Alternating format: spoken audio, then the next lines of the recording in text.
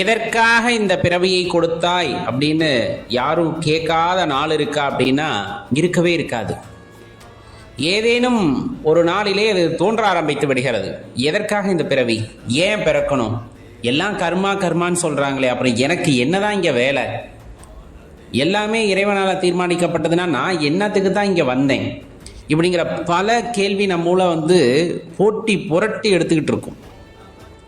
தத்துவஞானிகளாகட்டும், அறிஞர்களாகட்டும், நாத்திகர்களாகட்டும், அல்லது எந்த நிலையிலும் சேராதவர்களாகட்டும், தத்தம் கருத்துக்களை முன்வைத்து அதுதான் சரியென வாதிட்டு கொண்டிருப்பார்கள். நம்ம எதையுமே அப்படியே எடுத்துக்க கூடாது அப்படிங்கிறது நம்ம அறிவுக்கு எட்டியவாறு அதை பகுத்து பார்த்து ஆராய்ந்து உணர்ந்து கொள்ள வேண்டும் அப்படிங்கிறது தான் எப்போதுமே நம்முடைய அடிப்படை கருத்தாக இருந்திருக்கிறது. அதே போலத்தான் இப்ப கடவுள் உண்டா அப்படின்னு கேட்டா உண்டுன்னு சொல்றவங்களும் இருப்பாங்க, இல்லைன்னு சொல்றவங்களும் இருப்பாங்க, தெரியல அப்படின்னு சொல்றவங்களும் இருக்கத்தான் செய்வாங்க. இந்த பிறவி எதற்காக கொடுக்கப்பட்டது அப்படின்னா தெரியலைன்னு சொல்றவங்க அதிகம், கர்மானாலன்னு சொல்றவங்க ஓரளவுக்கு இருப்பாங்க. இன்னும் சொல்ல போனா அப்படியெல்லாம் யாரும் படைக்கல, நாமத்தான் வர்றோம், இந்த வாழ்க்கை அப்படிங்கிறது ஒரு முறை கிடைக்கக்கூடியது அப்படிங்கிறத சொல்லக்கூடியவங்களும் இருப்பாங்க. உண்மையை சொல்லுங்க, இந்த வாழ்க்கை எதற்காக கொடுக்கப்பட்டது அல்லது எப்படி இந்த வாழ்க்கையானது தீர்மானிக்கப்பட்டது என்று யாரும் சொல்ல முடியுமா அப்படின்னா கண்டிப்பா இது மனித குலத்திற்கு மட்டுமல்ல, எல்லா ஜீவராசிகளுக்கும் பொருந்தக்கூடியது. ஏன் அந்த ஜீவராசி இந்த உலகத்துல வாழுது, இந்த உலகத்தில் மட்டும்தான் இந்த ஜீவராசிகள் வாழ்கின்றனவா, பிற கிரகங்களிலே வாழ்கின்றனவா, இந்த மாதிரி பல்வேறுபட்ட கேள்விகள் நம் மனதை துளைத்து கொண்டிருக்கும். உண்மையில் அதற்கு விடை காண வேண்டும் என்றால் நாம் தான் ஆராய வேண்டும். ஏன்னா இந்த ஆராய்ச்சி அப்படிங்கிறது பெரிய விஷயம். ஒன்றை பற்றி ஆராய்வது அறிவியல் பூர்வமாகவும் சரி, ஆன்மீக பூர்வமாகவும் சரி. அறிவியல் பூர்வமாக அப்படின்னா நிறைய பொருட்களை நம்ம கண்ணுக்கு தெரிகின்ற சில பொருட்களை வைத்து அதனிலே ஒரு சோதனை நடத்தி அதன் மூலமாக கிடைக்கின்ற விடையை ஆதாரபூர்வமாக காட்டி இதோ பாருங்கள் அப்படின்னு காட்டி அதுதான் உண்மை அப்படின்னு நிரூபிக்க முயற்சி செய்வது அப்படிங்கிறது அறிவியல் ஆராய்ச்சி. இந்த அறிவியல் ஆராய்ச்சி சில சமயங்களே தோற்று கூட போகும். ஏன்னா இதைவிட மேம்பட்ட அல்லது இக்கருத்து பொய் என நிறுவக்கூடிய இன்னொரு நபர் அவ்விடத்திற்கு வருகிறார் அப்படிங்கும் போது இந்த அறிவியல் சான்றுகள் சில நேரங்களில் தவறாக கூட போகின்றன.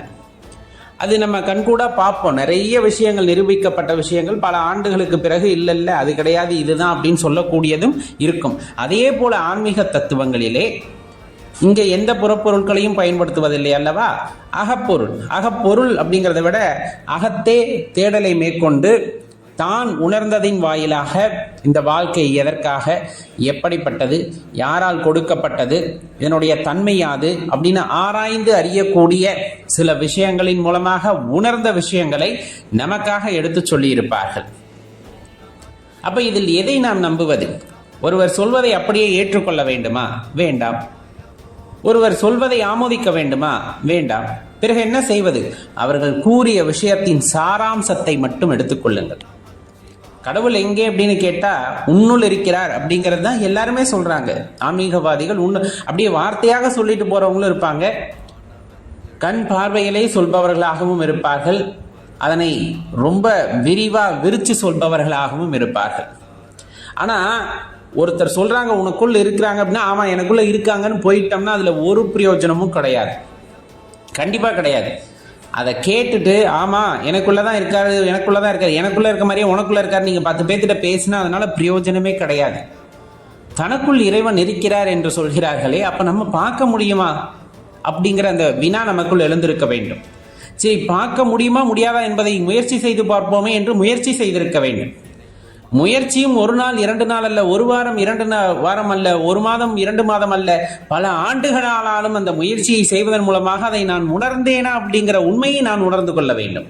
அதற்கு குருமுகமாகத்தான் விடை கிடைக்கும். ஏன்னா நான் ஒரு விஷயத்தை உணர்ந்திருப்பேன், அது கடவுளோட அந்த அருள், அந்த சிவத்தினுடைய வடிவம் அப்படின்னு நான் நினைச்சிருப்பேன். ஆனா அது உண்மையாக இருக்குமா இல்லையா அப்படிங்கிறத குரு மூலமாக உணர்ந்தால்தான் உண்டு அப்படிங்கிறவங்களும் உண்டு. சில நேரங்களில் இறைவனை இறங்கி நமக்கு உணர்த்துவதும் உண்டு.